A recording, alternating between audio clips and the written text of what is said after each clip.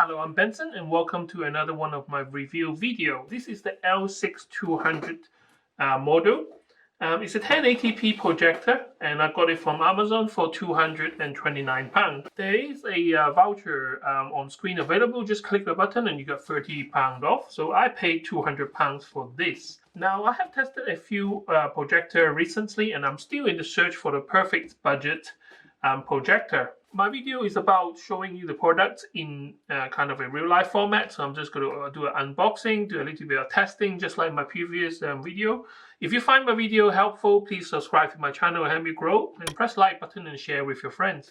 So out of the paper box, you get a nice fabric carrying case. Now this one is a lot larger than the previous one that I reviewed, so this is obviously still okay for carrying it around. But I think it's more for like a home theater thing. So you will set it up at home and then you will just kind of leave it at home. But if you are to move it on location, it comes with a nice carrying case like this. Now inside the bag, instruction booklet, a 3-pin UK cable, which is quite standard, HDMI cable, and a RAC outlet cable, a small remote control, and the machine itself. Now this one is velcroed down, and when you take it out, and that's the machine itself. And it's quite simple, there's not much to it. Plastic casing, quite standard design, and on the side here you got, I think it's a filter panel. And it is very important that you do your maintenance from time to time, especially if you do have it set up in a very dusty environment, so the dust doesn't go in there. And it's not just because the dust might clog up the heat sink and then reduce the heat output. I find that what happens is if you have a lot of dust and it gets into the sensor or somewhere along the lens, you will find like dust particle on the screen itself, which is really annoying. So come with a filter like this is kind of a really good idea. And the filter is on both sides, so it should filter out all the dust. Now at the back of the machine, you got your power inlet. The usual connection is all here, so you got your USB inlet. You got a 5-volt output, so this will be for you to power other USB devices. For example, if you have a TV stick which need a 5-volt as well as a USB port, so this will help you with that. You got 2 HDMI input, and you got a VGA for laptop, a VA cable which is for this one if you have any like analog video feed, and then you got a headphone jack, and you also got a micro SD slot as well, so you can put live video on the micro SD slot and then play it back on this machine. Okay, they've got another kind of a dust filter here. So the airflow design, I guess you got like air coming in on the side and blowing out as well. So here is the keystone, which I can show you later on what it does. Basically, this adjusts the picture if you have the machine kind of tilting up and down. And the front, obviously, there is the lens. Got a lens cover with it, nice clear lens. And the control for focus is in the front here. Nice and smooth action. This is what I like to see on any good projector. Most of the projector I tested recently all have this kind of a smooth kind of a motion now, but the last generation they are really loose, and I absolutely hate those kind of connection because it's really hard to get a perfect focus on the screen. But this one, really good. To mount it onto a ceiling, instead of resting on the table, you do have a mounting bracket holes underneath here, which is pretty standard for what you use. I got one which I mount on the ceiling, and then you mount it upside down, and with the software you can turn the picture, flip the picture upside down if you are having this like kind of in the ceiling in this kind of a position. Now another very neat idea that I haven't come across in other projector before is that most of the projector, if you want to tilt it at an angle, what you need to do is you have to unscrew a little knob at the bottom here to get the feet down. Now this one here, you have a button. If you press this button here, the feet actually spring out. It's not a lot of height, so it can tilt it up to like a certain angle. But with this type of projector, the keystone will only allow you to adjust up to 15 degrees anyway. So if you tilt it a bit more, you might not be able to adjust the picture perfectly square onto the screen. Now here you got this kind of a spring out feet, which is really convenient to adjust. You press the button and then you can adjust how high you want it. Or if you don't want it at all, just press the button and push it all the way back in. It's that simple. Here I have the screen set up. So the projector itself is about, I would say, 8 feet from the wall, and the projection screen at this size is about 110 or 120.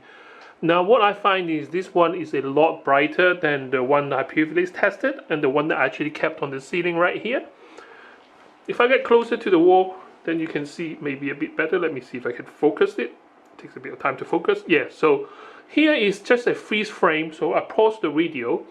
And at this viewing angle, it looks fantastic. Now the camera is set on a set exposure, so it's not going to change anything. So you're going to stay like this. And if you got closer, so even if you are like, let's say 5 or 4 feet away from the wall, you can see that, you know, you start to see the individual pixel, but still very, very good quality. Very, very acceptable image. Now, if there is any blurriness, it could be because we're just pausing the video. This is not really a photo, this is part of the video. Another thing which I find very interesting about this projector is that the sound is really good from the speaker, and the fan noise is a very low frequency humming noise. Now, this part of the video, I wouldn't put any sound processing, so this should be the sound that you actually hear. I don't know if the camera can pick up the sound, but even if we are like a feet away, this is the noise that you can hear. Almost like a very low humming kind of a, maybe like an air conditioning in a room.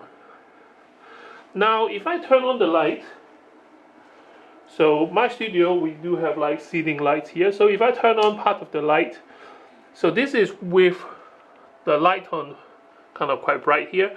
Now don't forget, my camera is now on the manual control, so it wouldn't change any light sensitivity and stuff like that. So this is exactly what you would see if you're in my studio right now. So you can still see the picture on the screen, but obviously not as nice as with the light dimmed. Now if I turn both of the lights on,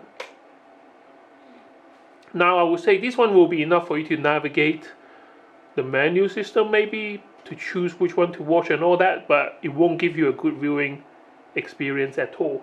Okay, just to show you guys to test it a bit further, I have a Fire Stick into the HDMI port 1, and the power, I plugged it into the 5-volt output, so I'm not using the USB adapter at all. So the only wire at the moment which is connected to the projector is the power socket, which is over there. A closer look at the machine. So this is the rear view of the machine here, and that's the front lens. And there are some control buttons on the top here, which I will never use because we got the remote control right here. So let's play around. So I got YouTube. So I'm going to show you one of my video clip from my drone footage, because I know that, oh, not this one. Because I know that this is a 4K video from my Mavic Pro. So let's see how it fares up on the big screen.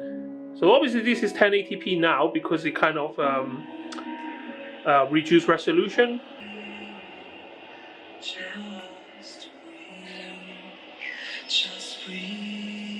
And once again, it's not total darkness. We do have some light from the window over there.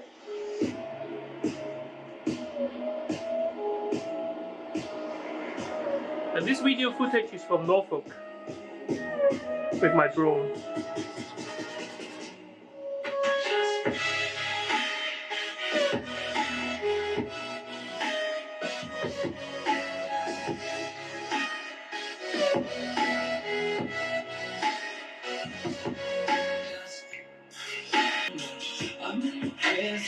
Open doors, 10 directions on the floor.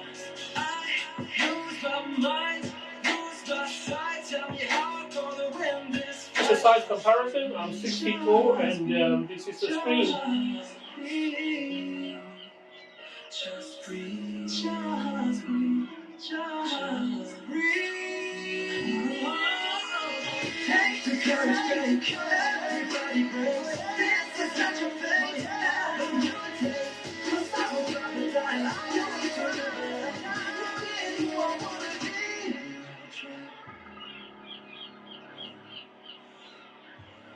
So far, I'm pretty impressed with a 200-pound projector because the image is really sharp. It's not a 4K projector, but it's a 1080p, which is as good as you can get.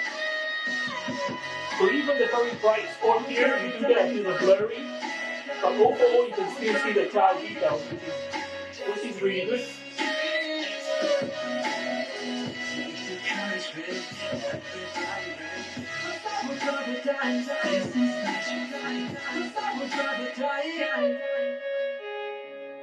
Thank you for watching my video until the end. I really love the Vamvo's projector that I got from Amazon. And the good things about this is the sound system. The speaker is really good. Even at loud volume, it kind of like the sound is really crisp. I usually connect my projector to the hi-fi, but for the sake of this test, I was using the built-in speaker. To be fair, watching most of the video, I'm more than happy than just using that instead of my hi-fi. The fan noise, they really did something with the control of heat flow. So the fan noise is really kind of a low frequency, which is what I like. You don't get that kind of disturbed kind of distraction from watching video close to the projector itself, which is very important for me. The dust filter does have its purpose, and I do like to see a projector which all the inlet or outlet is kind of filtered. And bear in mind that you do need to clean that from time to time if you don't want a dirty sensor or a dirty mirror, which will cast kind of a permanent dot or shadow on your projecting screen. I can't test the projector up to 300 inches because I don't have a space big enough for that. But my sweet spot for a projector is this size here, which is the full size of my wall. At 120 inch, it has no problem whatsoever. The screen is still not bright enough for you to use kind of environment like a daytime. But even now, I have one kind of a ceiling light on that side, that's why you can see me clearly. And you can see the projecting screen, there's no problem with that. So if you're watching normal TV drama or stuff like that, I'm more than happy to do that if I need to have the lights on. But the main purpose of this type of projector at 200-pound range is that you use it in the dim or dark room. So like I showed you previously in the video, you get the best experience if you switch off all the lights. For 200 pounds, I absolutely love this budget projector. Leave your comments in the comment section. What do you want me to test more in terms of a projector? And tell me your experience if you like this or not. So thank you for watching my video, and don't forget, if you're not a subscriber, please subscribe to my channel and help me grow. And I see you in my next video. Thank you and goodbye.